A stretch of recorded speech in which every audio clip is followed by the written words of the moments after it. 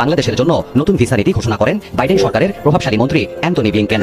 এরপর থেকে দেশের রাজনৈতিক মহলে চলমান সমালোচনা যেন থামছেই না। এই সন্ত্রাসী, এই জঙ্গি, এই অমানুষগুলি এদের সাথে কারা থাকে আর তাদের সাথে বসা, এই জানোয়ারদের সাথে বসার কথা কারা বলে?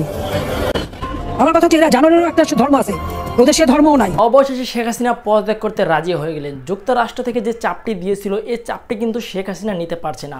শেখ হাসিনা কিন্তু নিজের মুখেই বলেছে।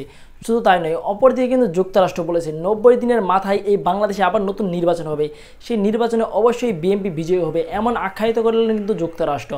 অপরদিকে কিন্তু ওবায়দুল কাদের বলেছে যুক্তরাষ্ট্র কি তাহলে ফুলফিলভাবে বিএনপিদেরকে সাপোর্ট করছে, তাহলে আমরাও এই ইলেকশন বানচাল করব এবং আমরা এই বাংলাদেশে কোনোভাবে আবার ইলেকশন হতে দেব না, এমনটা কিন্তু বলেছে শেখ হাসিনা এবং ওবায়দুল কাদের। আপনারা এই জিনিসগুলো কেমন চোখে দেখেছেন? নাকি অবশেষে অচিরেই ধ্বংস হয়ে যাচ্ছে শেখ হাসিনা এবং আওয়ামী লীগের দলগুলো? আপনাদের কি মনে হচ্ছে অবশ্যই কমেন্ট বক্সে বলে যাবেন। আজকের মতন এই পর্যন্তই, দেখা হচ্ছে পরবর্তীতে কোনো লাইভ নিউজ নিয়ে ইনশাল্লাহ।